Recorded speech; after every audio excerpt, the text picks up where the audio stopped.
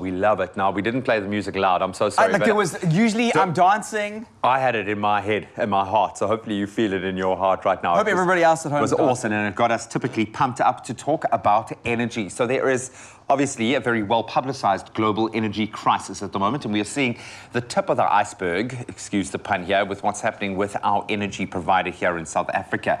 Well, the exciting news is that there is a lot of innovation in this field, specifically renewable energy is getting a lot of attention. I like to think that the last 3 years have sped up everything. Yes, and this is a global thing. I think we just see, because we've had electricity problems. We don't know about the blackouts in LA that they've been experiencing. Yeah. We've seen how the petrol crisis and the energy crisis in the UK has got people like queuing up. We need to start thinking about energy in a completely different way. The time for denial is past. Yeah. That's the bottom line. And the glory is, according to earth.org, there are some very exciting new moves in that space. So fill us in. Yeah, so one of my core beliefs is that electricity in the past was usually served by one or two different solutions.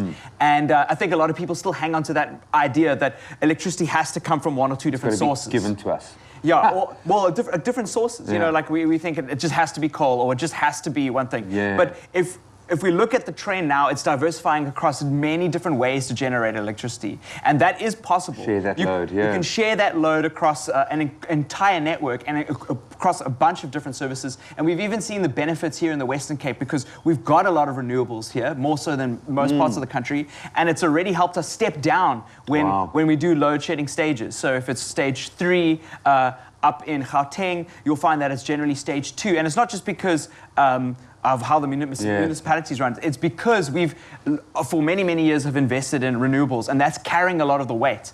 And if we start thinking about this in a different way, it'll be great. Well, I think accessibility, to cut it in there, seems to be... I remember when the idea of solar energy first hit in South Africa, everyone was like, wow, this is amazing. It's only going to cost you about 85,000 Rand to install a solar panel on your roof. Go for it, you know? Are we going to see these kind of solutions become more accessible? They are, and I think it's because of the way the energy crisis is going. So solar is projected by the year 2024 to become 35% cheaper than it is now. That's a significant bump. It is, yeah. And that's only going to improve the more people adopt the technology. And also, a lot of arguments against solar has been its efficiency and so on. We've covered a lot of ground in the last, that's usually an argument from the 90s, and that people still believe this old myth's tale that it's just inefficient. It's much better than it ever has been. And even the way we consume electricity has become more efficient with LED globes and so on. So that's really, really exciting.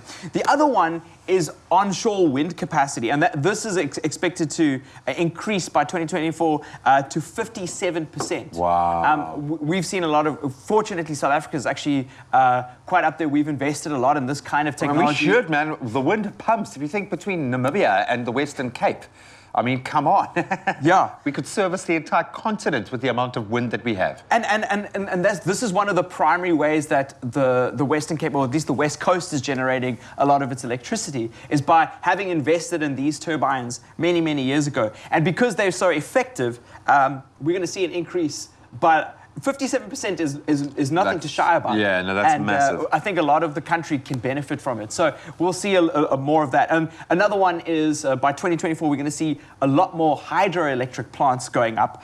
There's a rise by 9%. It doesn't sound like a lot, but you have to have a lot of existing infrastructure. There is already quite a lot of existing infrastructure in that space, a lot of projects that just need to be activated. Yeah.